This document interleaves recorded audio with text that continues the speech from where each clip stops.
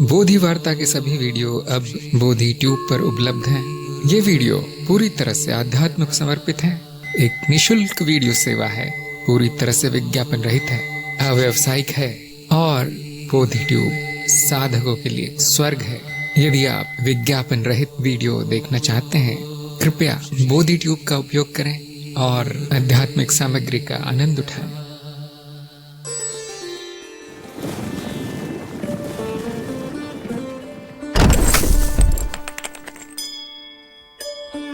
नमस्कार, बोधि वार्ता सत्संग में आप सभी का स्वागत है। सत्संग हम सभी के लिए अवसर है मिलने का और आध्यात्मिक विषयों पर चर्चा करने का और प्रश्नोत्तर करने का, शंकाओं का समाधान करने का, समस्याओं का निवारण करने का और कार्यक्रम संबंधित कार्य करने का, परीक्षा आदि। तो आज हम एक परीक्षा शुरू करने जा रहे हैं जो कांति की परीक्षा है। मैं जानना चाहता हूँ कांति उपस्थित है और तैयार है परीक्षा के लिए। प्रणाम।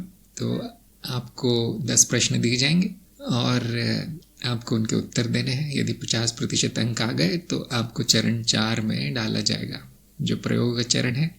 जब तक ये प्रश्नोत्तर चल रहा है कांति के साथ, सभी लोगों से अनुरोध है कि कृपया सुनिए, उसके उत्तर न दीजिए, कोई बीच में प्रश्न मत लिखिए, उस पर चर्चा होगी, आपके प्रश्न भी लिए जाएंगे थोड़ी देर में। तो ये कांति के प्रश्न है, ध्यान से पढ़िए, बहुत आसान है सभी प्रश्न और आराम से उत्तर दीजिए।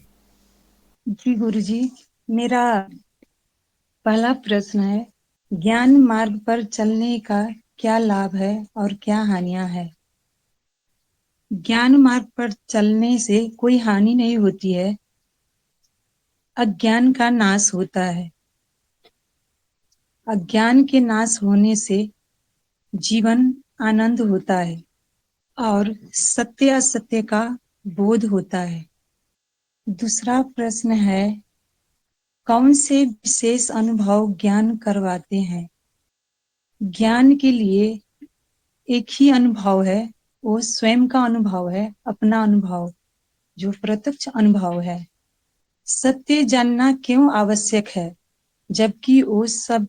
मेरा तीसरा प्रश्न, सत्य जानना क्यों आवश्यक है, जबकि वो सबका अलग अलग हो सकता है। सत्य एक ही है, उसे जाना नहीं जा सकता, वो अनुभव करता है। आपका तत्व क्या है? मेरा कोई तत्व नहीं है। आत्मज्ञान होने के बाद, पांचवा प्रश्न है, आत्मज्ञान होने के बाद व्यक्ति को क्या करना चाहिए? आत्मज्ञान होने के बाद व्यक्ति आत्मज्ञान होने के बाद हर समय, हर वक्त चेतना में अहम को, मैं को चेतना में रखने का प्रयास करना चाहिए। आत्मज्ञान होने के बाद कुछ नहीं बचता।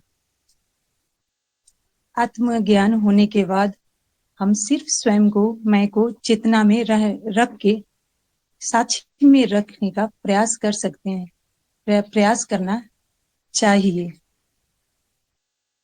मेरा छठा प्रश्न है, चित्त की कौन सी अवस्थाएं ज्ञान के लिए आवश्यक है? चित्त एक वृत्ति है, ज्ञान के लिए चित्त मिथ्या है, ज्ञान के लिए कोई अवस्था नहीं होती। ज्ञान स्वयं का अनुभव है। मेरा सातवां प्रश्न है, अनुभव क्यों होते हैं जबकि सब शून्य है? अनुभव इंद्रिय जनित, जब तक शरीर है, शरीर होने के बाद इंद्रिया प्रतिक्रिया करती है, उस प्रतिक्रिया से अनुभूति होती है और उस अनुभूति से अनुभव होता है। अनुभव अनुभव करता शून्य है। मेरा आठवां प्रश्न है, क्या विचार शून्यता ही एकता है? विचार शून्यता नहीं है, एक अवधारणा है, एकता एक ही है, एकता ही ब्रह्म है, एकता शून्य है, एकता अनुभव करता है। 9वां प्रश्न है, क्या बुद्धि का उपयोग अनैतिक कर्म में किया जा सकता है? बुद्धि ना नैतिक है ना अनैतिक है। नैतिक अनैतिक एक अवधारणा है जो उत्तरजीविता के लिए जरूरी है। बुद्धि का प्रयोग जब ज्ञान के तर्क के लिए बुद्धि चाहिए, ज्ञान के लिए तर्क आवश्यक है। हाँ, उत्तरजीविता में जीविता के लिए बुद्धि सही गलत का पहचान करने के लिए बुद्धि का उपयोग कर सकते हैं। नैतिक अनैतिक एक अवधारणा है जो सार्वभौमिक होता है और व्यक्तिनिष्ठ होते हैं। 10वां प्रश्न है, समर्पण कब होता है? ज्ञान होने के बाद, आत्मज्ञान होने के बाद स्वयं ही समर्पण हो जाता है। समर्पण के बिना आत्मज्ञान या ज्ञान नहीं हो सकता। समर्पण के बिना हमें अनुभवकर्ता के ज्ञान भी नहीं हो सकता।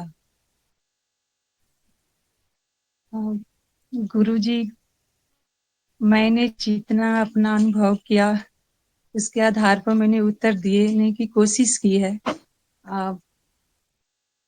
मेरा उत्तर समाप्त हुआ। धन्यवाद। हाँ जी, धन्यवाद। उत्तर ठीक ठाक आए, लेकिन इतने अच्छे नहीं आए जितने मुझे उम्मीद थी।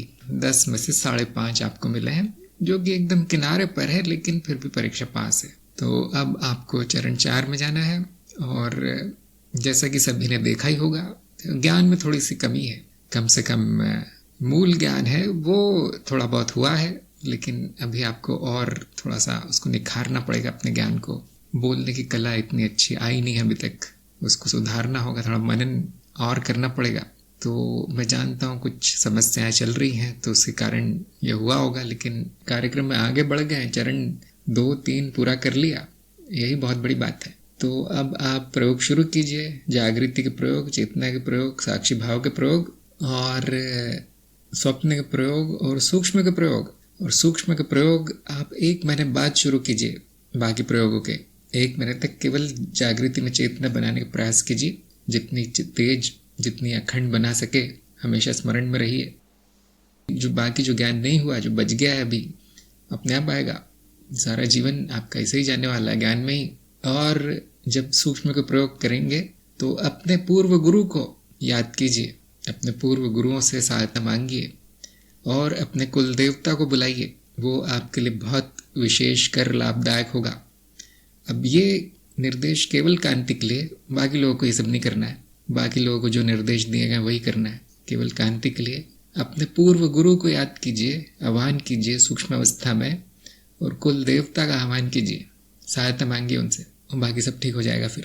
तो अब चर्चा कर लेते हैं इन जो प्रश्नों पर, जिसमें थोड़ी बहुत कमियां मैंने देखी और बाकी लोगों ने भी देखी होंगी। थोड़ी बहुत कमियां हैं नेपाल से होने के कारण हिंदी में। हाँ गुरुजी, मैं जानती हूँ हिंदी में थोड़ा भाषा मेरा प्रॉब्लम है। मैंने बहुत कोशिश की, फिर भी मैं आपने अपना शिष्य बनाया, इसके लिए मैं आपको बहुत बहुत धन्यवाद देना चाहती हूँ। और मैं खुश हूँ कि मैं पास हो गई। मुझे उम्मीद नहीं थी कि मैं पास भी हो पाऊंगी।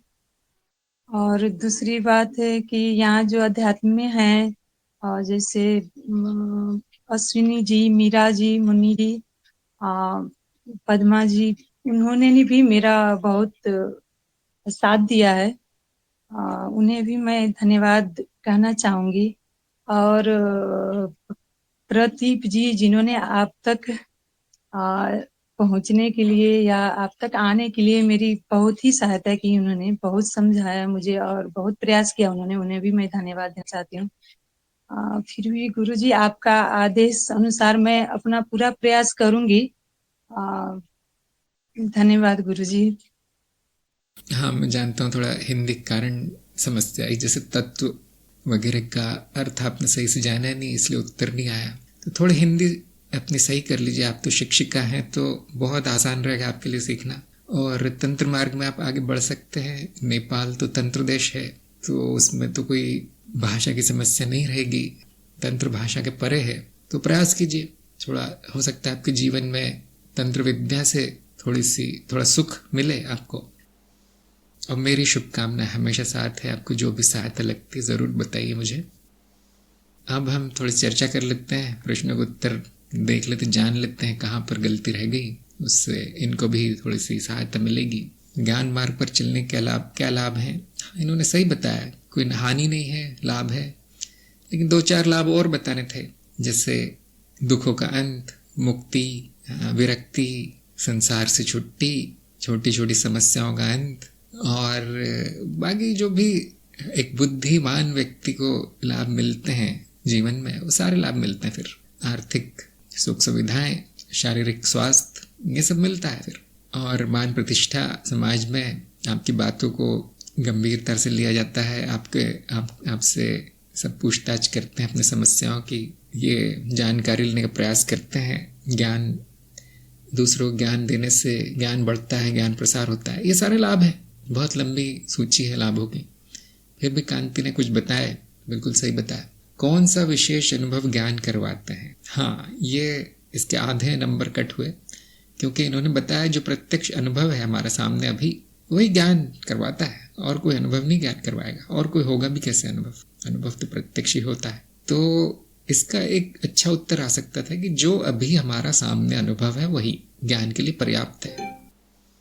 कोई विशेष अनुभव नहीं है, कोई विशेष अनुभव की आवश्यकता नहीं है। कोई चमत्कारी, कोई विचित्र अनुभव आपको ज्ञान नहीं देगा, या देगा भी तो वही देगा जो सामने अनुभव है। एक अनुभव विशेष है, दूसरा अनुभव साधारण है, ये चित्त निर्मित धारणा है। ऐसा कुछ नहीं है, या तो सभी साधारण है या तो सभी विशेष हैं। ये व्यक्ति का अज्ञान कहता है कि ये जो मुझे कभी नहीं हुआ अनुभव वो विशेष होगा, लेकिन ऐसा कुछ नहीं है। वो रोज रोज होने लगे तो वो भी साधारण हो जाएगा। चमत्कार होते नहीं है, सारा अनुभव ही चमत्कार है, ये अस्तित्व ही चमत्कार है, हमारा होना बहुत बड़ा चमत्कार है।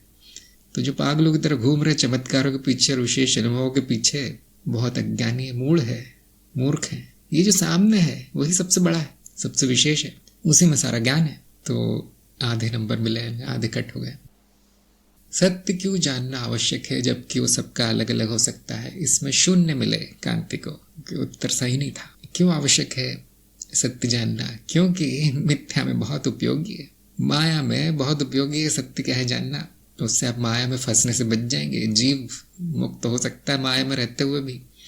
इन्होंने कहा सत्य जाना नहीं जा सकता। हाँ, जो सत्य है उसको नहीं जाना जा सकता, सत्य क्या है ये जाना जा सकता है। कम से कम इतना जाना जा सकता है कि झूठ क्या है, मिथ्या क्या है, जो बच गया वही सत्य है। तो उससे बहुत लाभ है। ऊपर से जो व्यवहारिक सत्य है, विसत्य, वैज्ञानिक सत्य आदि आदि, जीवन बड़ा अच्छा चलता है उससे। यहाँ तो लोगों का जीवन भी झूठ पर ही चल रहा है, खुद भी झूठ है, सारा बनावटी दिखावटी जीवन है तो बहुत बुरा प्रभाव पड़ता है उसका, बहुत बुरा प्रभाव पड़ता है। दुख और कष्ट ही होता है ऐसे झूठ में रहने से। तो सत्य के स्तर हैं, सभी स्तरों पे सत्य जानना आवश्यक है। आपका कौन सच्चा साथी है, आपका कौन संबंधी आपका हित चाहता है, आपके लिए कौन सी वस्तु अच्छी है, कौन सी शिक्षा दीक्षा अच्छी है, कौन सी नौकरी अच्छी है, ये सब व्यवहारिक सत्य में आता है। और जीव को यही चाहिए, इसी से वो सुखी हो जाता है। लेकिन एक समय पे जाके असंतुष्टि मिलती है, और वो सत्य फिर आपको जानना पड़ता है, जिसे हम कहते हैं आध्यात्मिक सत्य। उसी से पूर्ण संतुष्टि मिलती है। तो जो भी अलग अलग है वो व्यक्तिनिष्ठ सत्य है, सबको अपना अपना ही जानना है। अंत में सबको अपना जानना है, दूसरे क्या जानते हैं उससे हमें संतुष्टि नहीं मिलती। ये उत्तर होना चाहिए था। आपका तत्व क्या है? कांति ने कहा नहीं है। तो मैं जानता हूँ ऐसा क्यों हुआ, क्योंकि हिंदी में थोड़ी सी गड़बड़ है। तो मैं सत्संग में पूछना चाहूँगा, क्योंकि उसके 2-3 उत्तर आ सकते हैं इस प्रश्न के। सभी जनों से पूछना चाहूँगा आपका तत्व क्या है, कोई उत्तर देना चाहे तो। हाँ, 0 राजीव ने कहा, शुभम ने कहा, आदित्य ने कहा, प्रज्ञा ने शून्य शून्य। नहीं है, नहीं बोलना है। शून्यता और नहीं होने में बहुत फर्क है। सौरभ ने कहा अनुभव करता। हाँ, वो बिल्कुल सही है। शून्य और अनुभव करता दो उत्तर आ सकते हैं। एक और चीज आ सकती है जिसको हम कहते हैं अस्तित्व, ब्रह्म। तीन उत्तर आ सकते हैं इसके। देखिए, शून्यता, अनुभव करता, अस्तित्व। और सभी लोग जानते हैं ये सब एक ही है। सभी लोग जानते हैं ये सब एक ही है। हाँ, पूर्णता भी एक उत्तर हो सकता है। पूर्णता अर्थात ब्रह्म, ब्रह्मन। अगर आप ये कह देते कि अनुभव नहीं है मेरा तत्व, बस पूरा उत्तर सही हो जाता। अनुभव को छोड़कर बाकी जितने भी नाम है वो तत्व के ही नाम है। कांत ने कहा मेरे कहने का वही था। हाँ, मैं जानता हूँ। तो भाषा की यहाँ पे कमी है, इसीलिए ये कार्यक्रम शुरू होने से पहले ही हम कह देते हैं कि भाषा सही कर लो, नहीं तो परीक्षा पास नहीं होगी। तो ये है सही उत्तर। आनंद बोधि ने कहा है तत्व मेरा है आपका नहीं, तत्व एक ही जो शून्य है। हाँ, तत्व जानने के बाद मैं नहीं रहता, न मेरा रहता है, न आप रहते हो, न आपका रहता है। तो इस तरह से इसके बहुत अच्छे सुंदर उत्तर आ सकते थे। तो जब हिंदी शब्द नहीं आए तो आपको थोड़ा सोचना है कि क्या बोलूं। अच्छा, आत्मज्ञान होने के बाद व्यक्ति को क्या करना चाहिए? इनका उत्तर बिल्कुल सही था कि उस ज्ञान में स्थित होना चाहिए। और क्या करना है? कुछ करने को बचा है? फिर परम अवस्था में आप आ गए हैं, ब्रह्म अवस्था में आ गए हैं। आत्मज्ञान ब्रह्म ज्ञान एक ही चीज है। और माया का ज्ञान पूरी तरह से आश्वस्त कर देता है कि वो मैं नहीं हूं जो मैंने समझ रखा था।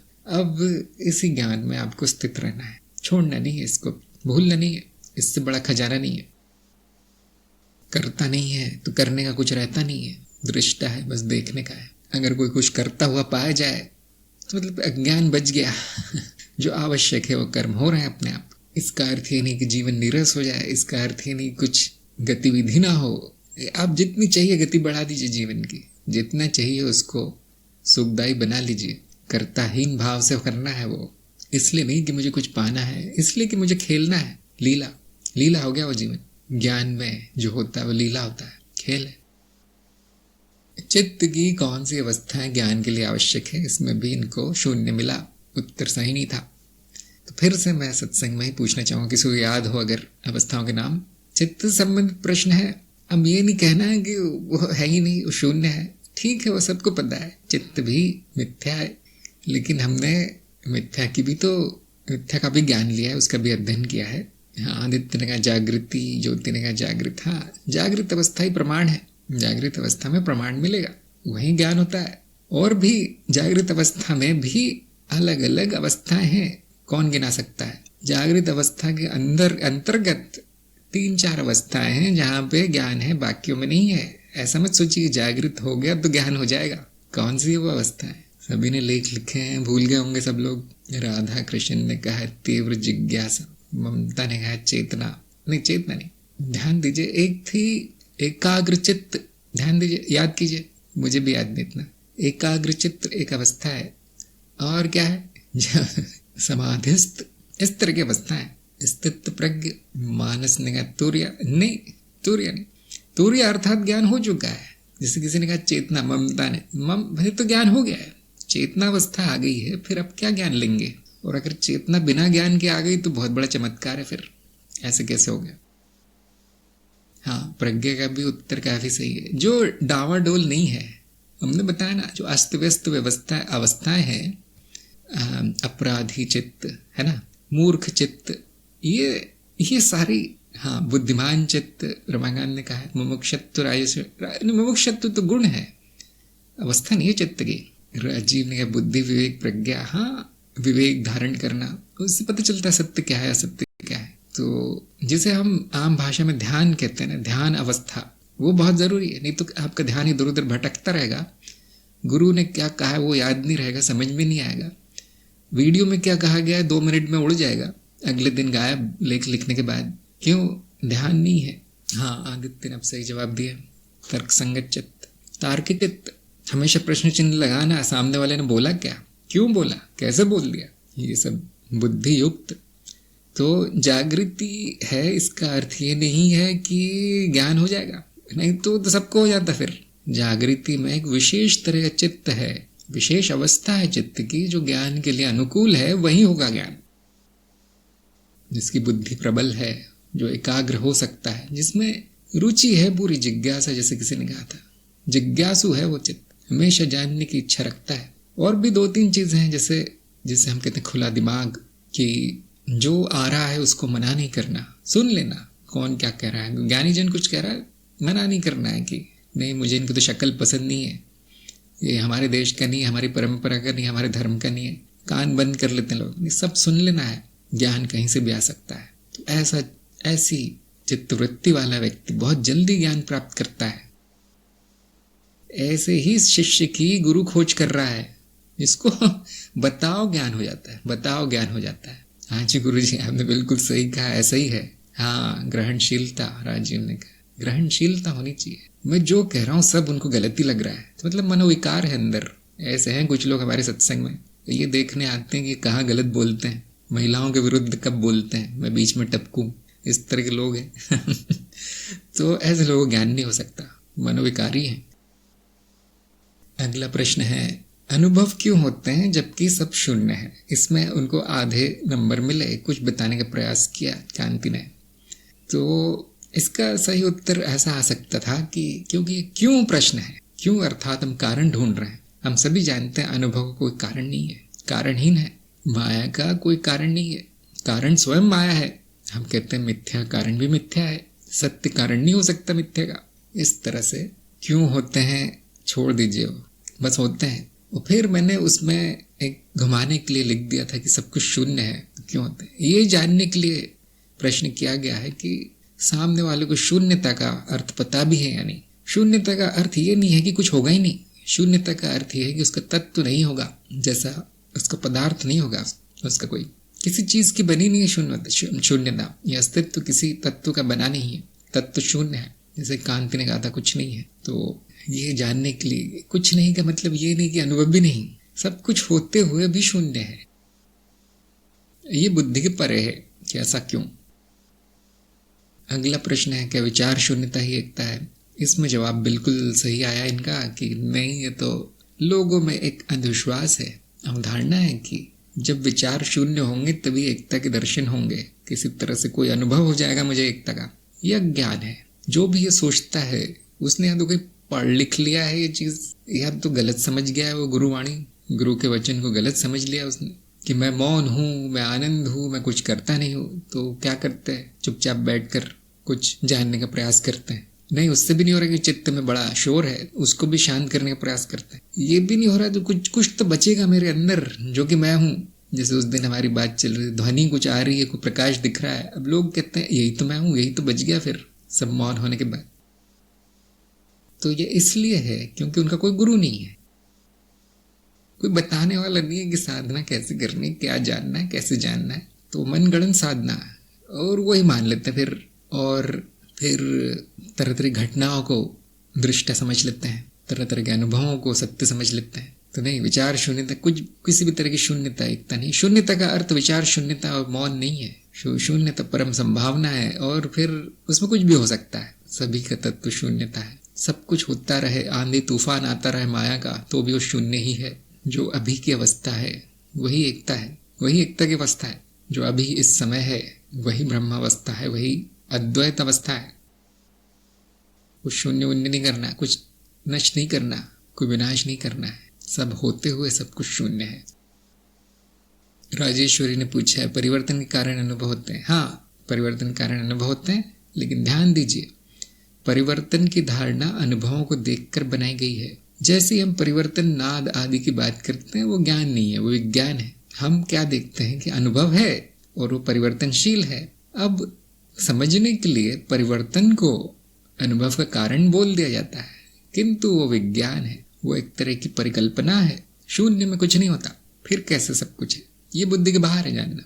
शून्य में अपार संभावना है, इससे अधिक नहीं जाना जा सकता। बाद में ये सब सिद्धांत बना दिए जाते हैं, परिवर्तन नाद आदि, क्योंकि बहुत आसान होता है फिर अनुभव को जानना उसके द्वारा, लेकिन वो ज्ञान नहीं है, वो विज्ञान है।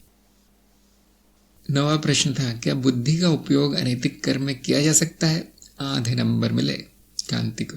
तो मैं सत्संग में पूछना चाहूंगा लोगों के क्या विचार है, क्योंकि इसमें कई जवाब आ सकते हैं, सही गलत का कोई खास है नहीं इसमें। थोड़ा सा व्यक्तिनिष्ठ प्रश्न है, नैतिक अनैतिक को लेकर है। तो क्या कहना चाहेंगे? यदि किसी की कोई इसमें विचार हो, क्या अनैतिक कर्म में बुद्धि का उपयोग कर सकते हैं? क्या कर रहे हैं लोग ऐसा? क्या हो रहा है ऐसा?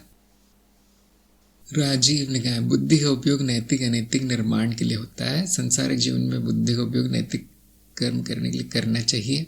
ठीक है, लेकिन क्या हो सकता है उसका अनैतिक कर्म में उपयोग? रमाकांत ने कहा अज्ञान में हो रहा है। हाँ, यदि अज्ञान हो तो बुद्धि का दुरुपयोग हो सकता है। आदित्य ने भी कहा हाँ, बुद्धि का दुरुपयोग अनैतिक कर्म में किया जाता है। सुभाष ने भी कहा हाँ। धर्म सिंह ने कहा हाँ, किया जा सकता है। आतंकवादी बुद्धि का उपयोग कर रहे हैं। प्रज्ञा ने कहा है बिल्कुल सही। बैंक लूटने में बहुत बुद्धि लगती, किसी को मारने में, हत्या करने में बहुत बुद्धि लगती है, हथियार बनाने में, किसी देश पे आक्रमण करने में बहुत बुद्धिमान लोग लगते हैं। लेकिन क्या है वहां उसको बुद्धि कहने में भी शर्म आती है। वो बुद्धि है क्या? अशुद्धि है, अशुद्धि, अज्ञान है इसमें। राम कुमार ने कहा है व्यक्तिनिष्ठ व्यक्ति के अनुसार बुद्धि का प्रयोग हो रहा है। हाँ, जिसमें जितना अज्ञान होगा वो उस अनुसार बुद्धि का प्रयोग करेगा। ज्ञानी की बुद्धि शुद्ध होती है। बुद्धि होना और शुद्ध होना अलग अलग है। जैसे आप में वाणी है, लेकिन गालियां भी दे सकते हैं, बुरा भला कह सकते हैं, उल्टा सीधा जैसे मिलावटी भाषा का प्रयोग करना, ये सब अशुद्धियां हैं वाणी में। है तो वहां पर योग्यता आपको दी गई है, लेकिन शुद्ध नहीं है। इसी तरह से बुद्धि सबको दी गई है, लेकिन उसमें अशुद्धियां कम ज्यादा हो सकती है। जो ज्ञान मार्ग में है उनको बुद्धि शुद्ध करना बहुत आवश्यक है, नहीं तो ज्ञान नहीं होगा। और बुद्धि शुद्ध करने के बाद आपका व्यवहार शुद्ध हो जाएगा अपने आप। उसका कहते हैं ना, एक परिणाम है। ज्ञान तो होता ही है, साथ में उसका पुरस्कार ये मिलता है कि वाणी शुद्ध हो जाएगी, विचार शुद्ध हो जाएंगे, कर्म शुद्ध हो जाएंगे, फिर दुरुपयोग नहीं होगा। प्रचंड बुद्धि होते हुए भी आप दुरुपयोग नहीं कर पाएंगे उसका। इसीलिए विज्ञान के मार्ग में जाने से पहले, ये तंत्र मार्ग में जाने से पहले जो विज्ञानी है, गुरु, ये पूरी तरह से सुनिश्चित करता है कि बुद्धि तो सही है या नहीं उस व्यक्ति की बुद्धि शुद्ध हुई है या नहीं उस व्यक्ति की। तो हाँ, बहुत से लोग में बुद्धि है लेकिन पूरा दुरुपयोग कर रहे हैं, वो अनैतिक कर्म कर रहे हैं। उनको पता है कि अनैतिक है, फिर भी वो करते हैं। पूरी तरह पता होता है उनको, फिर उसके फल आते हैं, उनको फल भी पता होता है, फिर भी वो करते हैं। अज्ञान बहुत है, मतलब मनोविकार सा है एक। तो मैंने देखा है बहुत अधिक बुद्धि होने के बाद, अगर वो टेढ़ी दिशा में चली गई है, उल्टी दिशा में चल रही है, विपरीत बुद्धि है, तो बहुत अधिक बुद्धि होने के बाद उसको ज्ञान नहीं होता उस व्यक्ति को। फिर वो जो गांव का व्यक्ति है, जो छोटा सा व्यक्ति है, जिसकी बुद्धि इतनी नहीं है, समझ इतनी नहीं है, उसको जल्दी ज्ञान होता है। उसकी बुद्धि सही दिशा पकड़ लेती है गुरु के पास आते ही। और जिन्होंने बहुत पढ़ लिख रखा है, एकदम अपनी बुद्धि पत्थर की तरह ठोस कर ली है कि इसके अलावा कुछ जानूंगा ही नहीं मैं आज, मेरे अलावा बाकी सब मूर्ख हैं, सारे गुरुजन पाखंडी है। हाँ है, आधे गुरुजन तो पाखंडी है, मैं भी जानता हूँ लेकिन सारे नहीं है। तो हाँ, उनका विनाश होता है, फिर अज्ञान होता है, दमन होता है, दमन नहीं, पतन होता है, नीचे की ओर विकास होता है उनका। विकास नहीं कहेंगे उसे, अविकसित रह जाते हैं वो। तो ज्ञान आवश्यक है। देखिए, ज्ञान के लिए बुद्धि आवश्यक है, बुद्धि के लिए ज्ञान आवश्यक है। दोनों एक दूसरे को मजबूत करते हैं। जैसे सभी ने विज्ञान के निबंध लिखे होंगे ना, विज्ञान के चमत्कार का निबंध लिखा होगा सभी ने बचपन में। उसमें हमेशा एक लाइन लिखनी पड़ती थी कि विज्ञान जो है उसका दुरुपयोग हो सकता है। विज्ञान में कुछ बुराई नहीं है, बुराई मनुष्य में है। इस तरह से हमें लिखना पड़ता था निबंध में, नहीं तो शून्य मिलता था। अच्छा, समर्पण कब होता है, अगला प्रश्न। तो कांति के उत्तर से संतुष्ट हो मैं, हाँ, ज्ञान होने के साथ समर्पण होना चाहिए। कब का प्रश्न आया है यहाँ पे, समय का प्रश्न है। तो जिसको ज्ञान नहीं हुआ उसका समर्पण भी नकली है, बस कर दिया है उसने कि मैं नहीं जानता, ये लो समर्पण। वो ज्यादा नहीं हो, दिल में टिकता नहीं वो समर्पण। जिसको ज्ञान हुआ है उसका समर्पण पूर्ण होता है। कब होता है? जब ये जाना जाता है कि अब जानने के लिए कुछ नहीं है, अब करने के लिए कुछ नहीं है, अब पाने के लिए कुछ नहीं है, और अब बनने के लिए कुछ नहीं है। अब इसमें आदमी करेगा भी तो क्या करेगा, समर्पण ही करेगा क्या करेंगे इसके बाद? नहीं, मुझे सुख चाहिए, सुख चाहिए। ज्ञान होने के बाद पता चलता है वो भी मिथ्या है। नहीं, मुझे दुख नहीं चाहिए, वो भी मिथ्या है। क्या चाहिए? कोई चाह मेरी नहीं है, कोई इच्छा मेरी नहीं है। अब ये सच्चा समर्पण है। देखिए, इस तरह का समर्पण भाव आ गया तो जो नहीं चाहिए वो भी जो चाहिए था वो तो मिलता है, जो नहीं चाहिए वो भी मिलता है। और जितने सुख चाहिए उतने सारे मिल जाते हैं, सारे दुख अपने आप दूर हो जाते हैं। फिर कोई समस्या नहीं बचती, उस समस्या भी समस्या नहीं लगती, वो एक घटना लगती है जो हो रही, फिर जो राग द्वेष जो भी चल रहा है सब समर्पित हो जाता है। गुस्सा आया तो वो भी समर्पण में ही आता है, किसी की भलाई के लिए आता है। दुख हुआ तो भी यूं ही होता है, पूरा दिखाई पड़ता है कि हाँ ये वृत्तियां चल रही हैं, उसको मोड़ा जा सकता है किसी अच्छे कार्य के लिए। दुख को करुणा में, प्रेम में बदला जा सकता है कि मुझे हुआ किसी और का ना हो। इसी तरह से सुख बांटा जा सकता है कि हाँ मुझे मिल रहा है तो सबको मिलना चाहिए। समर्पण ये भी तो है। तो इस तरह से व्यक्ति आम व्यक्ति से, साधारण व्यक्ति से या बुरे व्यक्ति से संत महात्मा की श्रेणी में आ जाता है। संत महात्मा वो नहीं है जिनकी किताबें आपने पढ़ी है, जिनके बड़े बड़े नाम है, जो प्रसिद्ध हैं। हाँ वो भी हैं, बस प्रसिद्ध हो गए, लोकप्रिय हो गए, लेकिन ऐसे बहुत हैं जो ज्ञान को आत्मसात करके संत ही हो गए हैं। व्यवहारिकता की वजह से दिखाई नहीं पड़ता उनमें क्या है। अंदर सोना है, चोरों से बचाने के लिए छुपा के रखा है। चोरों से बचाने के लिए पीतल की पॉलिश लगाई है उस पे। ऐसे बहुत हैं, कभी कभी प्रकट होते हैं उनके गुण, तब देख के बहुत आश्चर्य होता है। तो सभी पीतल से सोना बन रहे हैं। समर्पण उसकी कुंजी है। समर्पण ज्ञान से आता है। तो उनका उत्तर सही था, थोड़ी समझ है एकांति में। ये हो गया प्रश्नोत्तर। अब हम बाकी लोगों के प्रश्न लेंगे। यदि किसी का कोई प्रश्न है तो बहुत अच्छा रहा इनका, वैसे और अच्छा हो सकता था कांति का। राजीव ने कहा है कि सत्य है कि जगत मिथ्या ही और शून्यता एकमात्र है, बाकी सब प्रतीति है। जो शून्यता धरातल पर लीला मात्र है, माया है। पर माया या देवी की सहायता बिना के माया के परे, इस प्रतीति के परे जा सकते हैं। अद्वैत मार्ग के साधक और ज्ञान मार्गी कैसे देवी सहायता की प्रार्थना कर सकते हैं? आप भी 1-2 बार सत्संग में कह चुके हैं, देवी को प्रसन्न करो। हाँ, इस बात में बहुत सत्य है कि देवी की सहायता के बिना देवी को नहीं जाना जा सकता। अगर वो चाहे तो स्वयं को पूरी तरह छुपा सकती है, अपना राज प्रकट नहीं होने देती। अक्सर यही होता है। देवी का कार्य है आवरण और विक्षेप। पूरी तरह उसमें कला है सबको बांध के रखने की। ज्ञान होने के बाद भी वो जाती नहीं है। तो बिना मिथ्या की सहायता के, मिथ्या को जानना असंभव है। कौन रहेगा वहां जानने के लिए? सब कुछ तो मिथ्या ही है। तो जीव इतना कर सकता है कि देवी को समर्पण कर सकता है कि मैं जानना चाहता हूँ, और उसके बाद गुरु की प्रतीक्षा कर सकता है। देवी का कार्य है गुरु को लाना सामने। गुरु भी तो माया है, संपूर्ण गुरु क्षेत्र माया है, इसलिए वो देवी के सामने नतमस्तक है। उसके बिना कुछ नहीं होता। अंत में पता चलता है कि मैं ही माया हूँ, मैं ही देवी हूँ। देवी ब्रह्म स्वरूप है, जिसको शैव मार्ग में बहुत अच्छे से अर्धनारीश्वर के रूप में बताया गया है। दोनों पति पत्नी नहीं है, आधे आधे हैं, आधे आधे होते हुए पूर्ण है। तो सहायता कैसे लें? फिर इनका अगला प्रश्न है, सहायता कैसे लें? समर्पण। कुछ लोग देवी की पूजा करते हैं, लेकिन वो पूजा समर्पण नहीं है, वो तो खुश करने का प्रयास है उसको। कुछ लोग तंत्र मार्ग में देवी का प्रयोग करते हैं, वो समर्पण नहीं है। हाँ, ज्ञान बहुत हो जाता है, सिद्धियां बहुत आ जाती है, खुश नहीं होती वो लाचार होती है कि हाँ मेरे कुछ राज जान गए हैं लोग और प्रयोग कर रहे हैं, मेरे ही बच्चे मुझ पर ही प्रयोग कर रहे हैं। तो इसीलिए ऐसे तांत्रिक का जो भविष्य है अंधकारमय है। बहुत बहुत से कर्मफल आने वाले हैं उसके। फिर तो देव को स्वीकार करना है, इस माया को स्वीकार करना है कि ये भी मैं ही हूं। हाँ, तत्व नहीं है, आता जाता है, उसकी वो जगह नहीं है जो तत्व की जगह है, लेकिन उसके बिना तत्व नहीं जाना जाता।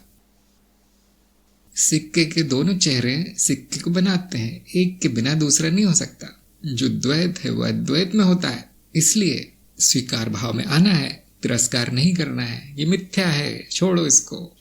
ये विरक्ति नहीं है। विरक्ति जान लेना है कि आसक्ति नहीं होनी चाहिए इससे, जो है वो है, स्वीकार है मुझे, ये सबसे अच्छी विरक्ति है। ये सब हटाओ मेरे सामने से, खाना भी हटा दो, सोना चांदी हटा दो, स्त्री हटा दो मेरे सामने से। ये क्या है? ये तो दंभ है, ये तो अज्ञान है, ये तो मूर्खता है। ये जान लेना कि जो भी है सब ठीक है, अपनी जगह पर बिल्कुल सही है, सुंदर है। ये विरक्ति है, ये त्याग है। मेरा कुछ नहीं है, ये जान लेना ही त्याग है।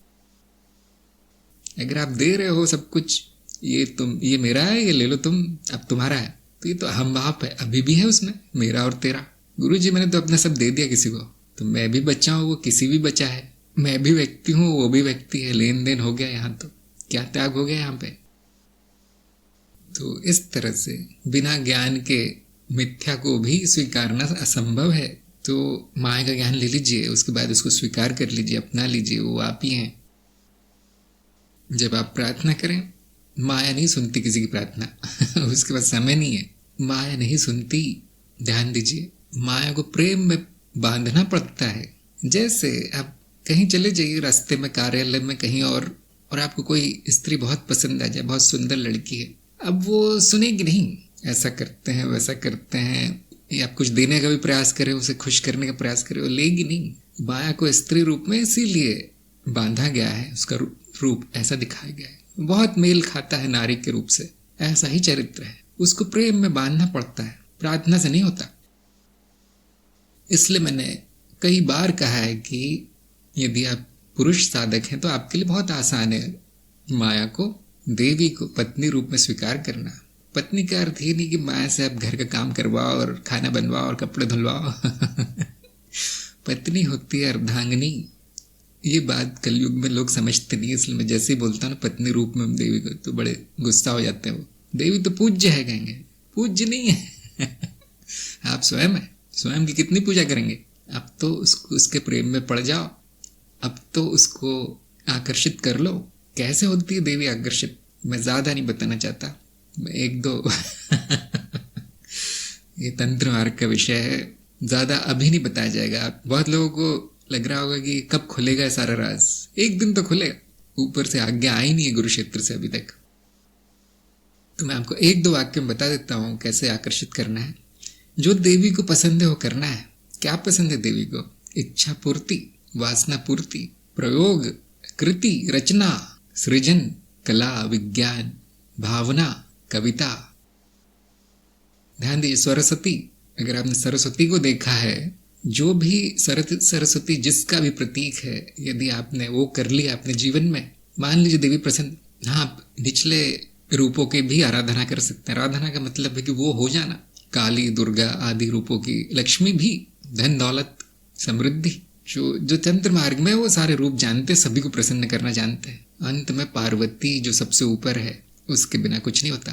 तो शुद्ध अशुद्ध रूपों में देवी जो चाहती है वो कर लेना, बहुत आसान कार्य है देवी को प्रसन्न करने। और फिर देवी को समर्पित रहना, उसकी मूर्ति के सामने बैठ जाना कि मैंने ये किया, आज मैंने वो किया, मैं ये लेकर आया हूँ, मैं वो लेकर आया हूँ, उसको उपहार देना सारे अब इसका दुरुपयोग हो सकता है, इसलिए मैं ज्यादा बताता नहीं हूँ। और यदि गुरु के सहायता से हो रहा है ये, तो आपको सफलता मिलेगी। अगर आप स्वयं कर रहे हैं, निष्फल होगा, नुकसान होगा, हानि होगी, देवी मार के खा जाएगी। देवी है, छोटी मोटी नहीं है, इसीलिए ये चीजें बताई नहीं जाती।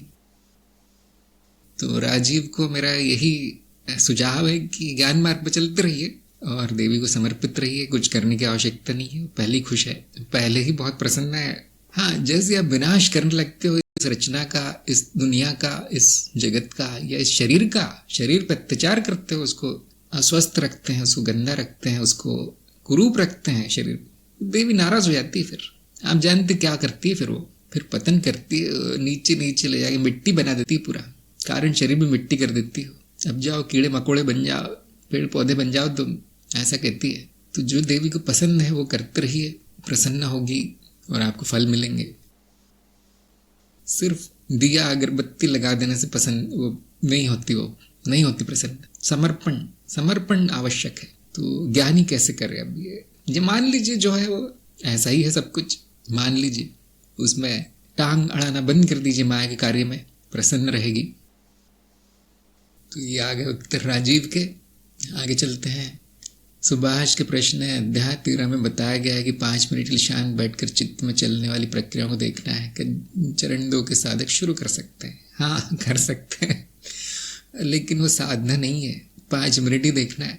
एक बार आपको ज्ञान हो गया कि हाँ, इसमें ये परत होती है, उसमें वो परत होती है, इसमें ये अवस्था होती है, उसमें वो अवस्था होती है। हाँ, अपराधी चित्त है, अमूर्ख चित्त है, हाँ, सब कुछ है उसमें, जागृत है, निद्रा है। अब इसके लिए 5 मिनट से ज्यादा लगने नहीं चाहिए। जो हमारे कार्यक्रम बताया गया वो आप ही का अनुभव बताया गया है। अब उसमें कितने समय लगना चाहिए, उसको रोज रोज रोज रोज क्या करना है उसको। तो जितना भी समय लगे उतना ले लीजिए आप, मैंने 5 मिनट कहा है लेकिन आपको 15 मिनट लगते हैं, 15 मिनट कर लीजिए। अगर आपको एक दिन में सारी अवस्थाएं नहीं दिख पड़ रही जो मैंने लिखी है वहां, कोई नहीं, आप 2 दिन लगाइए, 1 हफ्ता लगाइए, लेकिन उसको जीवन भर की साधना नहीं मान लेना है।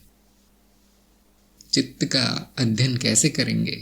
अप्रोक्ष अनुभव से चित्त के, जो कि रोज ही हो रहा है। अब उसको बैठकर देखने की आवश्यकता नहीं पड़नी चाहिए बुद्धिमान व्यक्ति को, खासतौर से जब बता दिया गया है सामने ही आपका रंग गोरा है।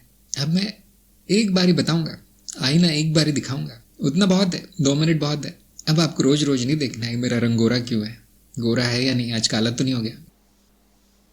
तो सुभाष ने कहा कि शुरू कर सकते हैं, शुरू कर लीजिए, अंत भी कर लीजिए वहीं के वहीं, शुरुआत थी उसका, अंत कर लीजिए उसका, शुरू नहीं रखना है उसको, केवल देखना है एक बार।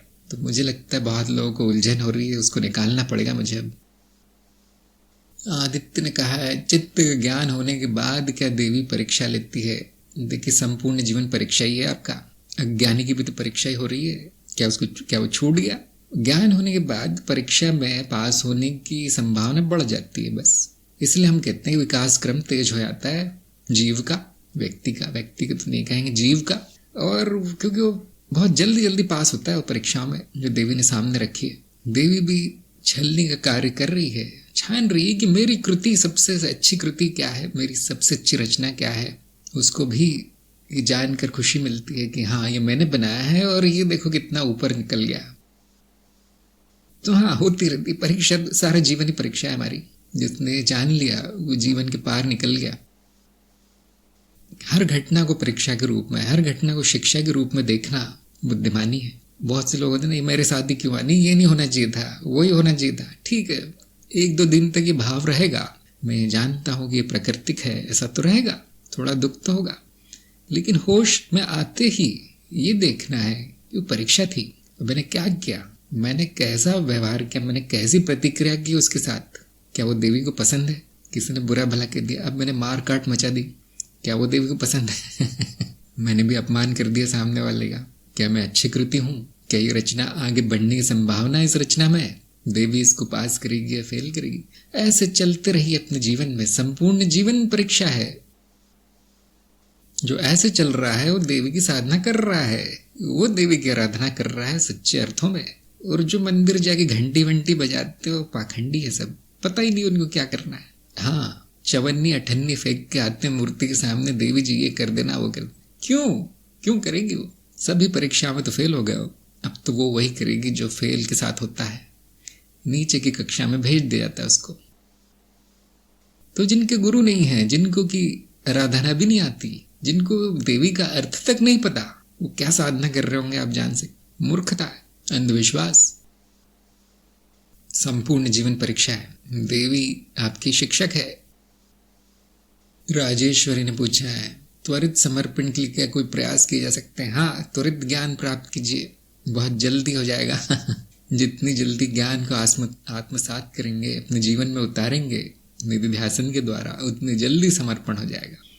सब छोड़ के ज्ञान का प्रयास कीजिए। जो लोग चल रहे हैं कार्यक्रम में 1-1 साल से कि देवी प्रसन्न है उन पे, कि सरस्वती की पूजा है, सरस्वती बैठी है, 1 दिन हो गया, 2 दिन हो गया, 1 महीना हो गया, व्यक्ति शक्ल ही नहीं दिखाता अपनी, पता नहीं कहाँ लगा है। तो ये तो धीरे चल रहा है कार्य। तो जो गुरु ने बताया वो सबसे तेज है, ध्यान दीजिए, उससे तेज नहीं हो सकती प्रगति। कभी कभी मैं बताता हूँ 3 साल बाद आना ज्ञान मार्ग में, वो सबसे तेज है, नहीं तो 3 जन्म 3 जन्म फिर देवी नहीं आने देगी आगे। प्रज्ञा ने पूछा है क्या स्त्री पुरुष के लिए और पुरुष के लिए स्त्री भोग वस्तु है? क्योंकि सभी पहली बार में इस दृष्टि से देखते हैं, कोई और दृष्टिकोण होता ही नहीं, क्या ही संबंध शेष रह गया है। हाँ ऐसा ही है, जीव के लिए यही है, यही सत्य है। हाँ लेकिन मैं जीव नहीं हूं, इसलिए मुझे कोई चिंता नहीं है।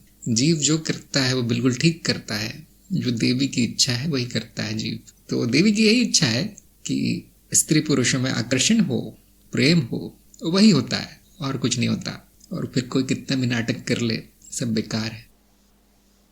प्रेम के लिए आकर्षण जरूरी है, इसी तरह से वो परतें कार्य करती है चित्त की, यही संपूर्ण है, यही पूर्णता है। महिपाल सिंह ने कहा है देवी ने ही ये सब परतें और अवस्थाएं अपना बनाए हैं क्योंकि मैं जल्दी से खुद को न जान सकूं। हाँ उसमें मजा ही क्या है ये लीला रची गई है ताकि सब सही समय पर हो, और यही सबसे अच्छा है। जो भी रचा गया है वो सबसे अच्छा वही है। इससे तेज नहीं होगा, इससे प्राकृतिक नहीं होगा। जो प्रकृति ने किया है, प्रकृति अर्थात देवी, वही सबसे बढ़िया है। ये हमें समझने में थोड़ी परेशानी होती है, ऐसा क्यों देवी ने ऐसा क्यों किया। वो मनुष्य नहीं जान सकता है सब। इतना ही जाने जा सकता है कि हाँ ऐसा ही होना आवश्यक है। ज्ञान में आते ही ज्ञान हो जाएगा आपको, ज्ञान होते ही इतना समझ आ जाएगा। कुंवर सिंह ने कहा समर्पण से लीला में आनंद आता है। हाँ, जब ज्ञान ना हो, समर्पण ना हो, तो यही लीला दुख का कारण है, दुखदायी है बहुत। बाद में यही केवल खेल है। जैसे जैसे जीव की प्रगति होगी, खेल का आनंद बढ़ता जाता है। अभी नहीं अभी तो आपने पहला कदम रखा है ज्ञान मार्ग पे। अभी तो ज्ञान तो जल्दी हो जाता है, लेकिन बुद्धि और मन को और शरीर को वहां पहुंचते पहुंचते बहुत समय लग जाता है, क्योंकि स्थूल है, धीरे चलते हैं। ज्ञान जल्दी हो जाता है, चेतना जल्दी आ जाती है। लेकिन वो जो लीला को एक लीला का अर्थ खेल है, लीला को आनंद बना लेना, लीला में सुख मिल जाना हर तरह का, वो देर से होता है। क्यों है ऐसा? ऐसा क्यों है? क्योंकि पिछला बोझा बहुत है, कर्मों का पहाड़ बड़ा है, वो धीरे धीरे धीरे कम होता है, समतल होता है। उसके बाद उस पर्वत के पार क्या है वो दिख पड़ता है, फिर बड़ा सुंदर दृश्य है। अभी व्यक्ति कर्मों की काल कोठरी में बंद है, उसको वहां ज्ञान हो सकता है। हाँ, गुरु वहां पहुंच के भी ज्ञान दे देता है, सीधा मार्ग है। फिर रस्सी लटका दी जाती है, अब आओ ऊपर आओ सीढ़ी नीचे डाल दी जाती है, अब चढ़ो, ये विकास क्रम है। तो यहाँ देवी की बहुत आवश्यकता है, उसके बिना नहीं होगा। और फिर संपूर्ण लीला मेरा खेल हो जाती है, संपूर्ण माया। इसमें गुरु क्षेत्र की सहायता लगती है, उनके बिना नहीं होगा। उनके बिना कोई ज्ञान नहीं होगा, कोई विकास क्रम नहीं होगा, कुछ नहीं होगा। गुरु के बिना कुछ नहीं होगा।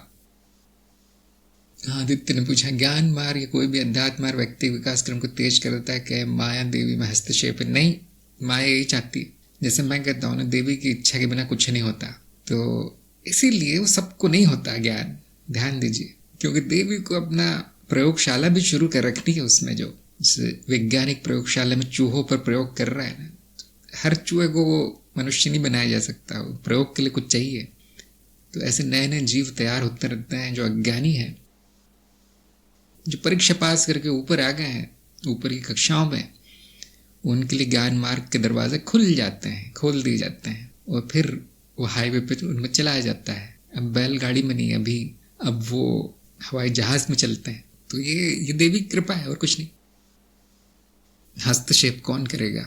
कौन है यहाँ? सभी तो माया के पुतले हैं, करता तो कोई नहीं है। देवी के अलावा कोई और करता है नहीं। व्यक्ति न चल रहा है न कुछ चला रहा है, उसको चलाया जा रहा है, सब अपने आप हो रहा है। तो अगर हस्तक्षेप दिखाई पड़ता है, वो भी देवी का ही क्या धरा है। जैसे मैं कहता हूँ कोई विनाश करेगा, कोई अनैतिक कार्य करेगा, कोई ये करेगा वगैरह, वो भी तो देवी का ही है, उसी की लीला है। इसलिए यहाँ बुद्धि नहीं चलती अधिक, बुद्धि सीमा के परे है। शिवम ने पूछा है जानने और समझने की दूरी कैसे समाप्त की जा सकती है? बड़ा अजीब सा प्रश्न है। हमारे लिए जानना और समझने कोई अंतर नहीं है दोनों में, दोनों शब्दों में। लेकिन इतना कहा जा सकता है कि सामने जो बताया गया है, आपका अप्रोक्ष अनुभव दिखाया गया है, उसके बाद सभी प्रश्नों का अंत जब हो जाए उससे संबंधित, तो हम कहते हैं हाँ समझ में आ गया। तो कैसे समाप्त की जा सकती है दूरी? सामने जो है वो दिख पड़ा अब मुझे, हाँ मैं निराकार हूँ। अब उसमें दो चार शंकाएं उठ जाएंगी, फिर ये आकार किसका है, तो क्यों नहीं हो सकता उसका आकार? ऐसे दो चार प्रश्न अगर उठ गए तो वो गुरु की सहायता से उसको समझकर शंकाओं को दूर किया जा सकता है। इतना किया जा सकता है। जब तक शंकाएं हैं वो ज्ञान थोड़ा सा दूर लगता है कि मुझे नहीं हुआ, लोगों ने बताया ऐसा, मुझे दिखा भी ऐसा, लेकिन मैं समझा नहीं ऐसा क्यों हुआ, ऐसा ही क्यों है। अर्थात प्रश्न बहुत हैं। जब प्रश्न मिट जाए तो हम कहते हैं हाँ मुझे अब पूरा समझ में आ गया, ये ज्ञान क्या कह रहा है मुझे समझ में आ गया। तो हो सकता है शिवम ये पूछना चाहते होंगे, आम भाषा में समझ के यही अर्थ है कि फिर कुछ प्रश्न न बचा रह जाना। वो ज्ञान मार्ग में ज्ञान ऐसा ही होता है कि कुछ बचता नहीं है। फिर जो दिख गया अब उसके सामने कोई प्रश्न बचेगा नहीं। अगर मैं आपको कहूँ कि देखिए दिन है, आपको एक बार ही देखना है, खिड़की के बाहर हाँ उजाला है, सूर्य चमक रहा है, अब वहां क्या प्रश्न आएगा? जो अप्रोक्ष अनुभव नहीं है उससे संबंधित बहुत प्रश्न आते हैं। हाँ, वो मैं जानता हूँ, वहां तर्क का सहारा लिया जाता है, लेकिन जहां तर्क ने भी शांत कर दिया अगर बुद्धि को, जिसकी बुद्धि तेज है वो तर्क से शांत हो जाएगी, उसके बाद कोई प्रश्न नहीं आना चाहिए। उसके बाद साधक यही कहेगा कि हाँ अब समझ में आया मुझे। तो ज्ञान मार्ग में संतुष्टि होना बहुत आवश्यक है। अगर आप उत्तर से संतुष्ट नहीं है तो तुरंत ज्ञान मार्ग छोड़ देना चाहिए। जैसे मैं कहता हूँ चरण 3 में अगर सत्यापन नहीं कर पाए आप, संपूर्ण मार्ग ही बेकार है। फिर क्यों? क्या मैं चाहता नहीं कि आपको ज्ञान हो? ऐसा नियम क्यों बना दिया? आप निकाल ही देते हैं ज्ञान। नहीं, आप दूसरे गुरु के पास जा सकते हैं, लेकिन वहां भी नहीं होगी संतुष्टि। वही उत्तर आएगा, ठीक वही उत्तर आएगा। दिन है तो वो भी यही बताएंगे कि दिन है बेटा, देखो देखो। वहां भी संतुष्टि नहीं हुई तो मार्ग ही छोड़ना है। फिर ये मार्ग आपके लिए नहीं है, उचित नहीं है, समय नष्ट हो गया। जैसे प्रश्नों की बाढ़ आती जा रही है, समझ में कुछ आ नहीं रहा है, मार्ग ही छोड़ देना है। फिर भी हम प्रयास करते हैं, सब 2-3 महीने देख लो, आ जाओ सत्संग में, मनन कर लो। इतना ही किया जा सकता है। किसी को जबरदस्ती तो नहीं समझाया जा सकता ना। सिर पे बंदूक रख दी, समझो इसको, क्या वो होगा? जो चित्त में योग्यता है उसके अनुसार समझ में आता है लोगों को। हाँ, योगाभ्यास करवाया जा सकता है। सिर पे बंदूक रख दो, करो योगाभ्यास, अब होगा। लेकिन ज्ञान नहीं होता जबरदस्ती। इसलिए निर्देश दिया जाता है, सुझाव दिया जाता है कि अभी आप तैयार नहीं हुए, अभी बुद्धि वहां पहुंची नहीं है जो कि उत्तर को समझ सके। फिर भी ज्ञान मार्ग का आकर्षण बहुत है, जो एक बार आता है वो जाता नहीं है फिर छोड़ के। जिनको मना कर दिया गया वो जबरदस्ती आने का प्रयास करते हैं, नाम बदल के आ जाते हैं कार्यक्रम में। लेकिन समझ में आ जाता है कि वही व्यक्ति दोबारा आया है दूसरे रूप में, पुनर्जन्म लेकर वही संस्कार वापस प्रकट हुए हैं। तो इसीलिए मैं कहता हूँ थोड़ा या तो थोड़ा प्रतीक्षा करनी चाहिए, या तो हाँ, बड़ी विचित्र बात है। जिनको मैं मना करता हूँ मत आना, सबसे ज्यादा संदेश उन्हीं के आते हैं। समझ में नहीं आता है, क्या करूं? जो ज्ञान मार्ग के लिए बने और शांति से चल रहे हैं एकदम। हाँ जी, ये बताया था आपने, बिल्कुल सही। हाँ, वो भी, हाँ बिल्कुल सही है। अब मैं तो कहता हूँ ये भी है उसमें, ये भी डाल दीजिए आपके कार्यक्रम में। तो मैं तो हाथ जोड़ लेता हूँ, हाँ जी आप भी आप ज्ञान मार्ग के लिए पूरी तरह तैयार हैं। बहुत आनंद आता है वहां, बहुत आनंद आता है। तो हाँ, प्रश्नों का अंत होना बहुत आवश्यक है, समझ में आना बहुत आवश्यक है, स्वयं देखने का प्रयास करना बहुत आवश्यक है। ऐसा व्यक्ति ज्ञान मार्ग के लिए उपयुक्त है, ज्ञान मार्ग उसके लिए उपयुक्त है। और कहीं और ही रुचि है उसकी, कुछ और ही जानना चाहता है वो। मैं सिद्ध पुरुष से मिलना चाहता हूँ, मैं हिमालय में क्या हो रहा है जानना। तो अब उसको कोई रुचि नहीं है, न समझने में रुचि है, न जानने में रुचि है, न प्रवचन में रुचि है, न वेद शास्त्र में रुचि है। क्यों आ गया है वो फिर? क्योंकि यहाँ उससे मिलती जुलती बातें सुनने को मिल गई उसको कहीं, क्योंकि वो जाल में फंसी गया है ना। जाल तो मैंने बिछाया है तो उसे फंस गया, उसको लगता है यही मेरा मार्ग है। जब मैं कहता हूँ नहीं ये मार्ग नहीं है तो बड़ा दुख होता है फिर। हाँ, उसको चलाया जा सकता है, उसको कार्यक्रम करवाया जा सकता है, उसके प्रश्न नहीं मिटेंगे। कभी कभी शर्म से या डर के मारे भी कह देता है हाँ मुझे समझ में आ गया, सब परीक्षा में फेल होता है या तो पास भी होता है। तो मैं समझ जाता हूँ कि मार्ग थोड़ा अजीब चलने वाला है इसका। असली परीक्षा तो प्रयोग है। अगर आपके प्रयोग सफल हो गए, चेतना साक्षी भाव है, फल जो मिल गए हैं ज्ञान मार्ग के, तो बहुत अच्छा, फिर बहुत अच्छा चल रहा है ज्ञान मार्ग। नहीं तो छोड़ ही देना चाहिए उसे। आना तो यही है, थोड़ा घूम फिर के आ जाओ, हवा खा के, अध्यात्म की हवा। इसलिए तो तरह तरह के मार्ग है, ताकि आपके पास एक चुनाव हो। ऐसा नहीं लगे थोप दिया गया मुझे एक ही मार्ग होता है। हमारे देश में बहुत से देश ऐसे हैं जहाँ फांसी पर लटका देते हैं अगर वो मार्ग पर नहीं चले तो हमारे यहाँ ऐसा नहीं है। भारत देश है, बहुत है, 100 मार्ग हैं यहाँ पर। आराम से घूम फिर के आइए। अब मना तो नहीं किया मैंने यहाँ निकले, मुझे आज ही सारा ज्ञान चाहिए, तो ठीक है बैठो फिर। लक्ष्मी ने कहा है अनुभव क्रिया अनुभव करता, थोड़ा प्रकाश डालिए। हाँ, सभी एक हैं, इसमें अब अस्तित्व भी जोड़ लीजिए। अस्तित्व, अनुभव क्रिया, अनुभव और अनुभव करता एक ही हैं। कैसे? एक ही के नाम है। जो प्रकट है, जो प्रतीत होता है वो अनुभव है। क्या प्रतीत होता है? अस्तित्व स्वयं प्रतीत होता है, और तो कुछ है नहीं यहाँ। अस्तित्व के बाहर तो कुछ है नहीं जहां से अनुभव आ रहे हैं। अनुभव करता अस्तित्व स्वयं है, मनुष्य नहीं है। मनुष्य तो अनुभव है, चित्त तो नहीं है। चित्त तो अनुभव है, स्मृति तो अनुभव है। कौन है अनुभव करता? ये मैं कौन हूं? ये अस्तित्व स्वयं है, इसलिए वही है। क्या दोनों अलग अलग हैं? क्या घड़ा मिट्टी से अलग है? क्या लहरें पानी से अलग है? क्या आभूषण सोने से अलग है? नहीं, एक ही है, एक ही है। इसलिए दो नहीं कहा जा सकता, इसलिए अनुभव क्रिया कह दिया गया। अनुभव होने की अनुभवकर्ता को अनुभव क्रिया, इतना मात्र है। द्वैत नहीं है, अद्वैत है, उसी का नाम अनुभव क्रिया दिया गया। जो हो रहा है अभी, जो सामने है, जो है वो तथाता समाधि अनुभव क्रिया है। और ये सब अस्तित्व का ही नाम है। तरह तरह के विभिन्न रूपों में देखा जा रहा है, विभिन्न नाम दिए जा रहे हैं। शून्यता क्या है? वही है। समाधि वही है। अद्वैत अवस्था वही है। एकता वही है। कई नाम है, ब्रह्मन, आत्मन, सब एक है। तो लक्ष्मी को मैं कहूँगा कार्यक्रम में चलते जाइए, सब कुछ बहुत विस्तार में समझाया गया है। और फिर आपका प्रश्न ऐसा होना चाहिए कि आपने कहा था कि अनुभव तो मिथ्या है, फिर वो अनुभव करता के बराबर कैसे हो गया? बराबर नहीं हुआ है ना। आपने तो कहा था कि ये दोनों अलग अलग है, फिर अनुभव क्रिया एक कैसे हो गई, विलीन कैसे हो गए दोनों? इस तरह के प्रश्न आने चाहिए आपके।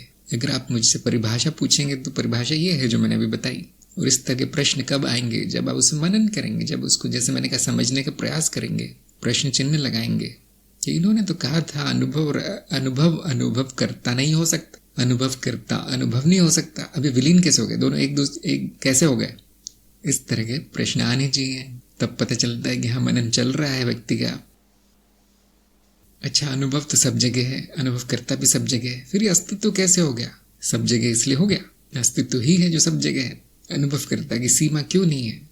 अगर है तो हमें कैसे पता चलेगी? अनुभव कैसे होगा? क्योंकि उसका तो अनुभव नहीं होता। इस तरह से जब प्रश्न आने लगे, जो मैं कहता हूँ बुद्धिमानी के प्रश्न है, बहुत बुद्धि चाहिए इतना सोचने के लिए भी, तब पता चलता है कि मनन चल रहा है। तो मनन कीजिए इन बातों पर जो कही गई है इनके बारे में, है ना।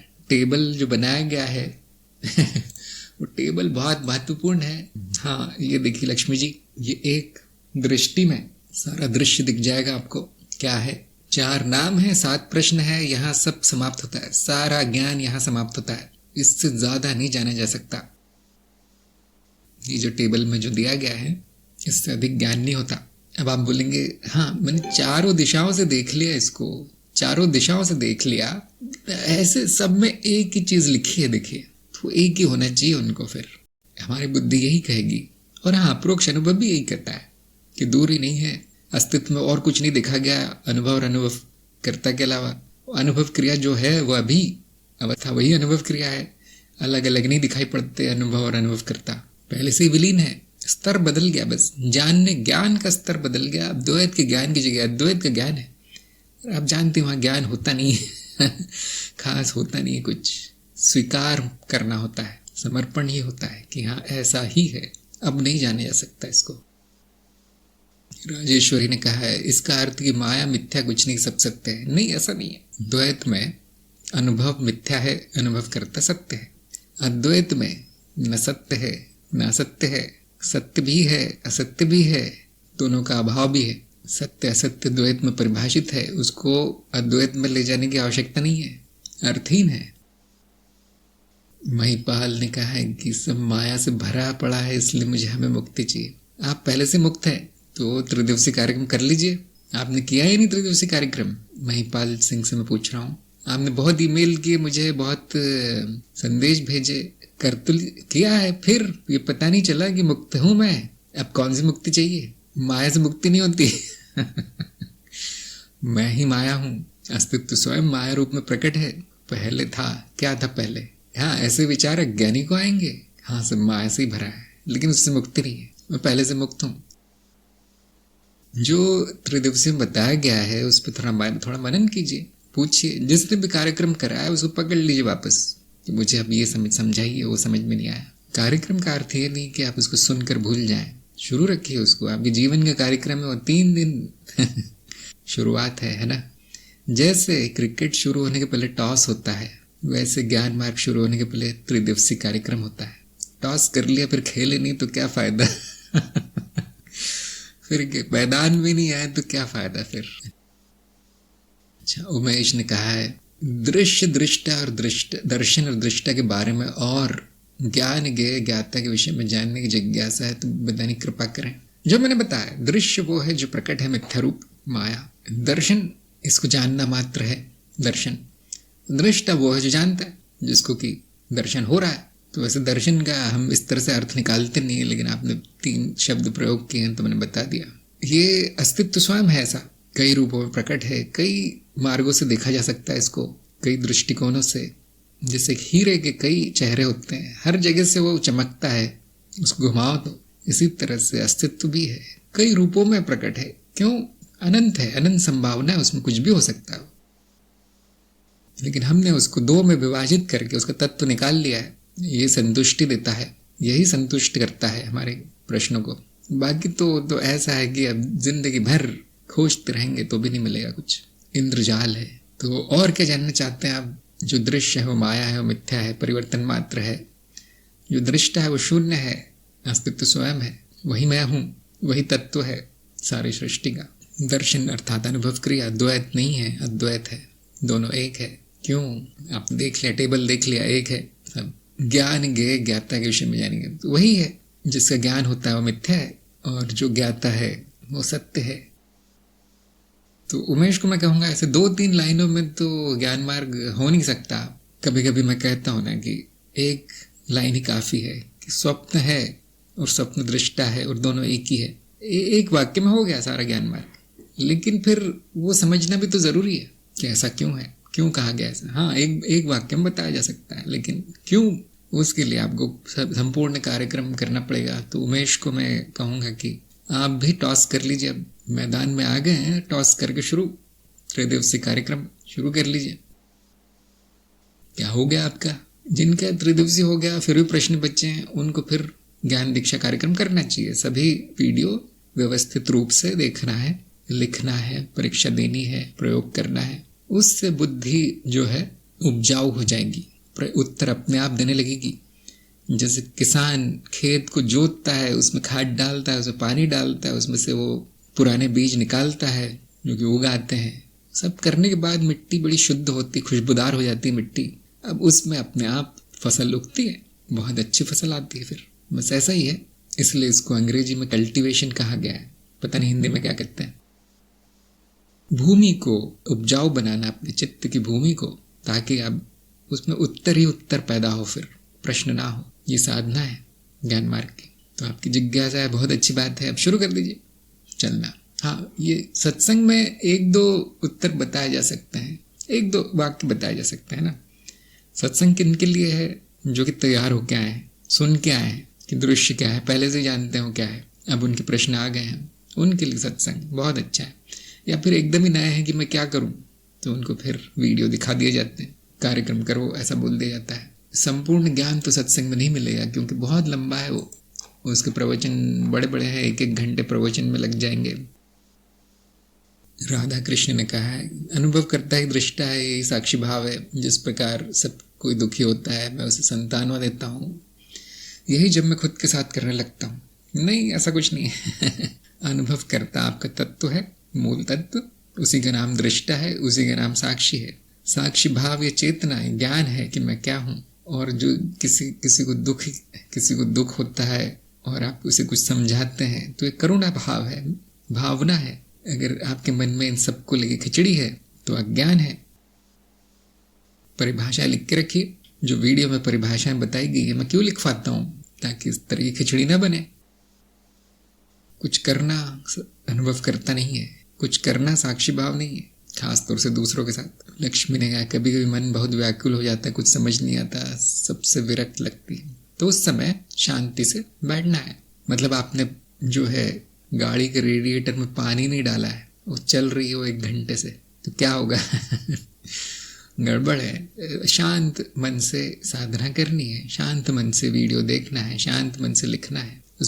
उसमें थोड़ी देर भी लग जाए कोई बात नहीं, अगर उसमें आनंद आ रहा है, उसमें रुचि आ रही है तो मार्ग पे चलना है। उसमें व्याकुलता है, कुछ समझ में नहीं आ रहा, उदासीनता से आ रही है, तो फिर वो मार्ग सही नहीं आपके लिए। ऐसा कुछ कीजिए जिसमें आनंद आ जाए, जिसमें आपको खुशी मिले। ज्ञान मार्ग में बने रहिए। ऐसा नहीं आपको छोड़ने के नहीं कह रहा मैं, लेकिन दूसरी जगह हो सकता है आपको अधिक लाभ मिले। जैसे मेरे लिए ज्ञान मार्ग अच्छा है या नहीं, ये कैसे जाना जाए? अगर उसमें जो बातें बताई गई हैं वो आपके चित्त को शांत नहीं करती, शांति नहीं मिलती, संतुष्टि या सुख नहीं मिलता उसमें। आप पूरी तरह से एक तरह के तनाव में आ जाते हैं, युद्ध शुरू हो जाता है, आदि आदि अशांति हो जाती मन में, उलझन और बढ़ जाती पहले से अधिक। मतलब अभी सही समय नहीं आया है। इतना ही जान लीजिए कि ऐसा भी एक मार्ग होता है, आगे जाके मुझे जरूर समझ में आएगा एक दिन। याद रखिए, मार्ग का नाम याद रखिए, बाकी फिर आपको जहाँ पे आनंद मिलता है वो आपका मार्ग है।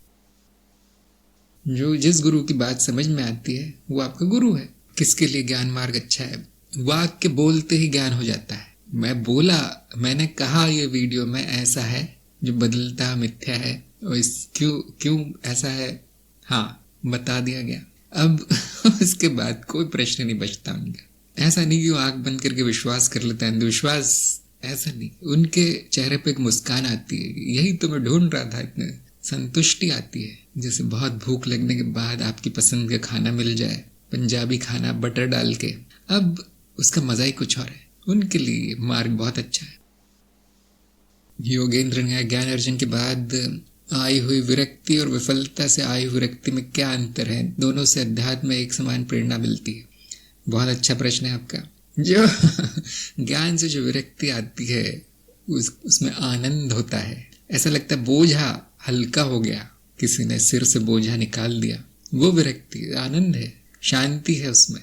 और जो विफलता मिलती है वो किसी चीज में, उसके बाद अरे मुझे नहीं करना है, क्या उसमें आनंद है? क्या वो सुख है? वो तो हार मान लेना है। हार मान लेने को विरक्ति नहीं कहा जाता। क्या उसमें बोझा बढ़ जाता है? उसमें तो उतरता नहीं है। तो इसलिए मैं कहता हूँ ज्ञान मार्ग में ज्ञान तो मिलता नहीं है, फिर क्या मिलता है? ये आनंद अवस्था मिलती है जो सब त्यागने के बाद आती है। विरक्ति के बाद जो आनंद मिलता है, जो शांति मिलती है, जो कि मेरा स्वयं स्वभाव है, जो प्रकट हो रहा है जीव रूप में। तो ये फर्क है दोनों में।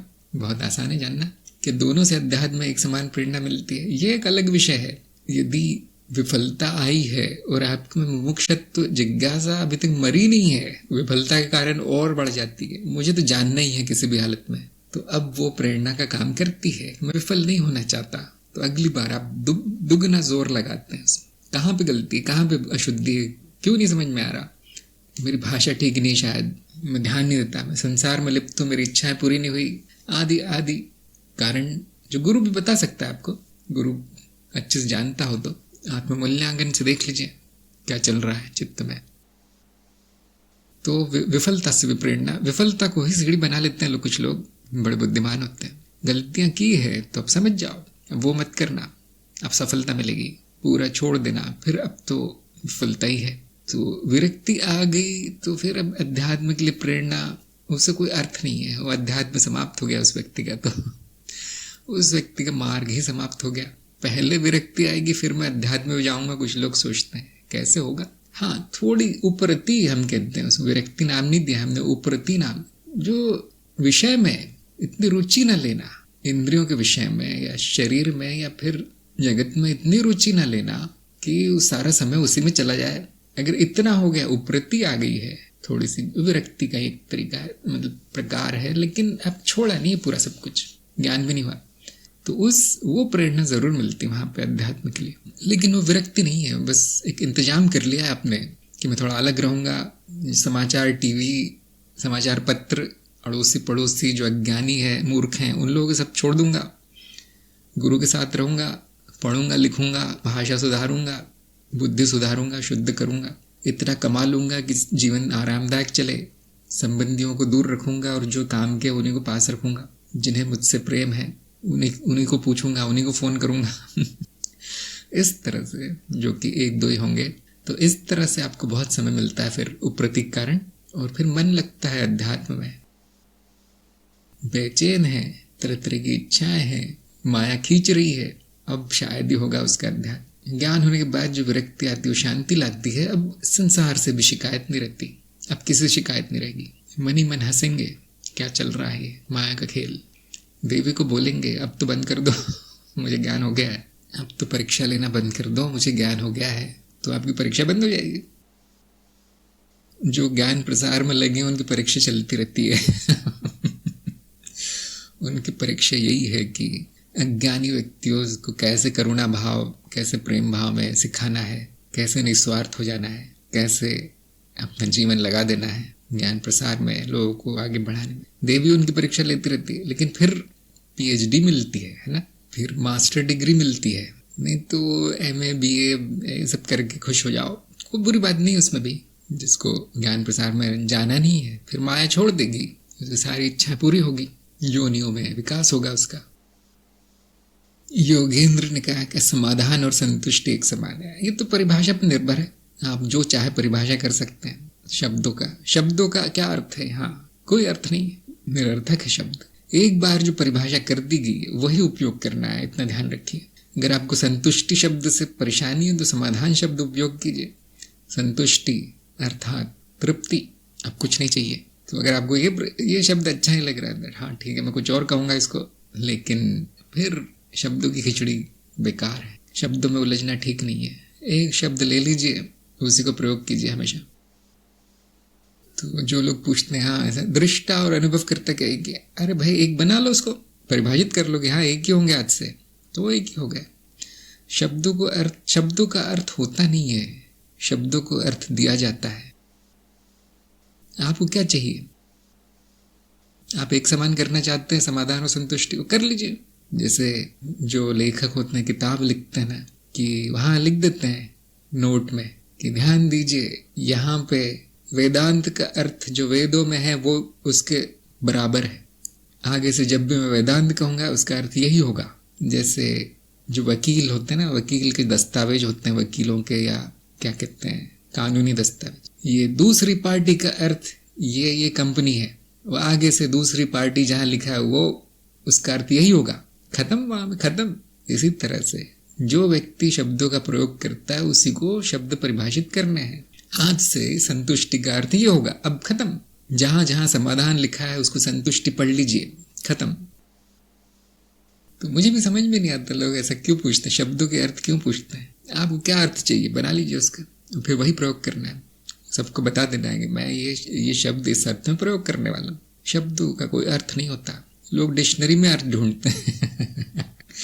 शुरू में इस तरह के बहुत लोग मिलते थे मुझे, आपने अनुभव करता लिखा है, वो कहीं डिक्शनरी में मिलता नहीं है। मैंने कहा अगर अनुभव करता डिक्शनरी में मिल जाता तो मुझे कार्यक्रम बनाने की क्या जरूरत थी, वीडियो बनाने की क्या जरूरत थी, मैं डिक्शनरी बेच देता, करोड़पति हो जाता। डिक्शनरी बेच के सारा ज्ञान शब्दकोश में है, ऐसी लोगों की धारणा है। कितनी विचित्र बात है। हाँ मुझे इसका अंग्रेजी बता दीजिए फिर मुझे ज्ञान हो जाएगा। नहीं होगा बेटा, मैं अंग्रेजी भी बता दूंगा, मैं फारसी भी बता दूंगा, चीनी जापानी भी बता दूंगा, अज्ञानी ही रहेगा। इस तरह से मैं एक शब्द की कितने भी पारिवाची बता दूं, अज्ञान ही रहेगा। ज्ञान शाब्दिक नहीं होता, ज्ञान अनुभव से होता है। उस अनुभव को कोई भी नाम दिया जा सकता है। अपनी डिक्शनरी स्वयं लिखिए, दूसरों की मत पढ़िए। ज्ञानी अपना शब्दकोश स्वयं बनाता है। हर दार्शनिक अपना शब्द स्वयं चुनता है, उसका अर्थ स्वयं रखता है, नहीं दर्शन शास्त्र नहीं होता। इसलिए सभी दर्शनों में अलग अलग शब्द मिलते। देखिए शिव को ही अनुभव करता कहा गया। अब आप उनको कितना भी बोल दीजिए, नहीं ये दृष्टा है, नहीं शिव है, मैं शिव हूं, वो नहीं मानेगा, क्योंकि उसने ठान लिया है कि मैं यही शब्द प्रयोग करूंगा और कुछ नहीं। कभी कभी रुचि को देखते हुए, जिज्ञासा को देखते हुए दूसरे दर्शनों को शब्द बता दिए जाते हैं। माया बोल के थक गया, अब चलो देवी बोल दो, बहुत अच्छा लगता है बोलने में, तंत्र मार्ग है, देवी बोल दो, तंत्र मार्ग का प्रश्न है। लोग क्या सोचते हैं, नहीं इन्होंने तो दर्शन बदल दिया। नहीं, कुछ नहीं बदला, केवल चर्चा हो रही है। हाँ योगेश ने कहा ज्ञान मार्ग कार्यक्रम में बहुत से शब्दों की रचना है। हाँ बहुत से शब्दों को परिभाषित बहुत अच्छे से किया गया है बोधिवार्ता में। नाद की परिभाषा आपको सटीक मिलेगी। नाद रचना नया शब्द है, नया आ गया। चित्त की परते पूरी तरह से नया, नई परिकल्पना। वहां पर मैंने एक दो के चक्र उपयोग कर लिया। अब आप जानते हैं क्या, पहाड़ टूट गिरा वहां तो, अरे इन्होंने चक्र बोल दिया, ज्ञान मार्ग में चक्र आ गए। नहीं, वो बस चर्चा हो रही है, ऐसी बोल दिया गया। तो हाँ मुझे थोड़ी सफाई करनी है उस कार्यक्रम में, जो हो जाएगी उम्मीद है इस साल। मैंने भी सीखा है, जैसे कि मैंने कहा ना, ज्ञान प्रसार में जो लगे उनकी परीक्षा होती रहती है, उनको सीखते रहना पड़ता है। ज्ञान लेना बहुत आसान है, देना कठिन है। शब्द ही हमारा माध्यम है, इसलिए शब्द अपवित्र होंगे, शब्द अशुद्ध होंगे तो ज्ञान भी नहीं होगा। अब आप जान गए होंगे कि मैं क्यों पीछे पड़ा रहता हूँ कि शुद्धि आवश्यक है भाषा की, क्यों पीछे रहता हूँ मैं लोगों के। क्यों सबसे ज्यादा मुझे उसी बात पर आपत्ति होती है कि अच्छे से बोल नहीं रहा व्यक्ति, बोलना भी नहीं आता, लिखना भी नहीं आता। मैं जानता हूँ अब तो फेल होगा, अब नहीं पास हो सकता ज्ञान मार्ग में। सामने वालों बड़ा बुरा लगता है, अध्यात्म है, आप गुरु जी क्या लेके बैठ गए, हिंदी अंग्रेजी संस्कृत ज्ञान दे दीजिए सीधा। तो फिर दूसरा मार्ग है फिर जहाँ पे बोलने की भी आवश्यकता नहीं पड़ती। देखते होंगे आप दूसरे मार्गों में सिर्फ करवाया जाता है, बोलता कोई कुछ नहीं है। जो बोलते भी इतना रहस्य में होता है, कुछ समझ में नहीं आता क्या बोल रहा हूँ। कौन से शब्द जो गुरु ने बताया वो शब्द आपके काम के हैं। सारी संस्कृत नहीं पढ़ लेनी है। इस चिड़िया कौवे को क्या बोलते हैं संस्कृत में, हमें क्या करना है क्या? हमें क्या करना है, वो तो एक बार भी नहीं आया अभी कार्यक्रम में शब्द, वो 2-4 ही पढ़ लीजिए, वो जो आए हैं तत्व के क्या अर्थ है, हाँ वो मुझे जानना है, और अधिक शब्दों को लाने की जरूरत नहीं है। अब बहुत से लोग प्रश्न करते हैं स्पंदन ही नाद है। अरे भाई नाद काम नहीं चला तुम्हारा, नाद से संपूर्ण सृष्टि हो गई, अब और शब्दों की क्या आवश्यकता है। तो यहाँ हम आज का सत्संग समाप्त करते हैं। ऐसे बोलते बोलते दिन निकल जाएगा। और कांति को बहुत बहुत बधाई परीक्षा में पास होने की, मेरी शुभकामनाएं चरण 4 के लिए। और हम मिलेंगे अगले सत्संग में अगली बार। सभी का सत्संग में आने के लिए बहुत बहुत धन्यवाद। नमस्कार।